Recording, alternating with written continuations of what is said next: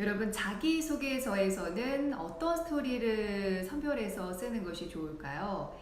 학생부를 분석해서 나의 개성을 잘 나타낼 수 있는 스토리를 뽑아서 구체적으로 적는 게 중요하겠죠. 그러니까 여러 가지 스토리를 나열하는 게 아니라 몇 가지 중심 스토리를 뽑아서 그것을 구체적인 동기와 과정을 쓰는 것이 중요합니다.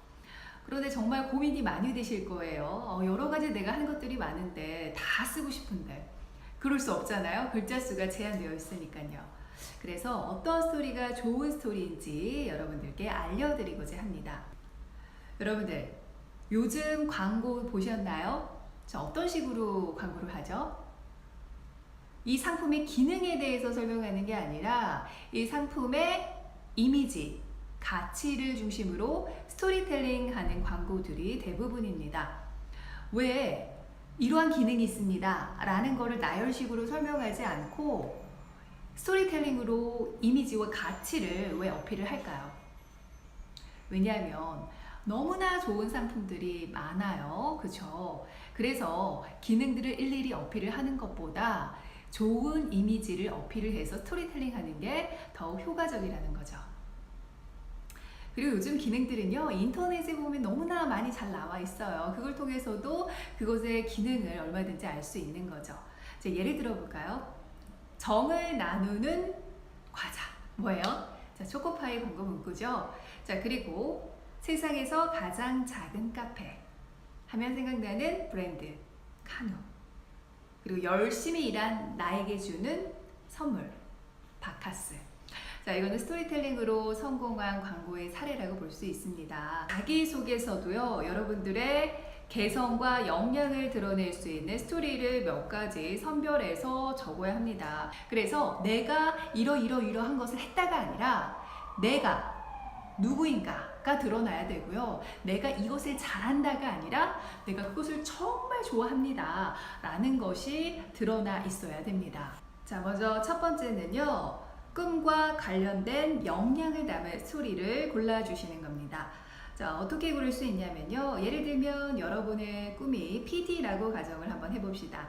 자, PD에게 필요한 역량과 자질 10가지를 한번 적어보는 거예요. 뭐가 있을까요?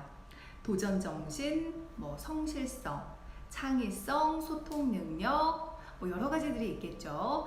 자, 이 10가지를 적어보시고 그 역량에 연관된 스토리를 적어보시는 거예요. 자, 예를 들면 도전정신. 내가 도전정신이 드러날 만한 스토리가 뭐가 있을까? 자, 최고의 베스트 스토리를 뽑아야 되겠죠. 내 열정을 드러낼 수 있는 스토리가 뭐가 있을까? 내 창의성을 드러낼 수 있는 스토리. 문제를 창의적으로 해결한 사례가 있었나? 내가 소통 능력을 보여줄 수 있는 사례가 무엇이 있을까? 자, 이런 것들을 하나하나 적다 보면요, 한 가지 스토리에 한 가지 역량이 아니라 여러 가지 역량이 들어간 스토리가 있을 겁니다. 예를 들면 한 가지 스토리 안에 도전 정신과 열정과 창의성과 소통 능력 이런 게 다 들어갈 수도 있겠죠. 이러한 스토리가 더 좋은 스토리가 되는 겁니다. 그래서 여러분의 스토리텔링 안에 여러 가지 역량을 담은 스토리를 한번 찾아보시는 거예요. 아셨죠? 자, 첫 번째로 꿈과 관련된 역량을 담은 스토리를 찾아라 라는 거였고요. 자, 두 번째로는 여러분 사시 역량을 적어주시는 겁니다. 이 사시 역량이 뭐냐면요, 4차 산업혁명 시대에는 지식이 아닌 역량이 중요한 시대잖아요. 이 4차 산업혁명 시대에 중요한 역량으로 손꼽히는 게 바로 사시 역량입니다. 자, 첫 번째 C는 critical thinking, 비판적 사고력. 두 번째는 creativity, 두 번째 창의력. 세 번째 communication skill, 소통 능력. 네 번째 콜라보레이션, 협업 능력. 요 4가지를 들 수가 있는데요.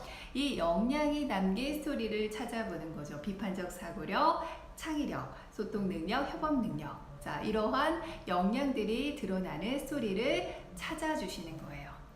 자, 세 번째는요, 자신의 강점을 드러낼 수 있는 차별화된 스토리를 적는 것입니다. 여러분, 이 세 번째, 자신의 강점, 차별화된 스토리가 아직 없다면요, 여러분 경험을 스스로 한번 만들어 보세요. 아셨죠?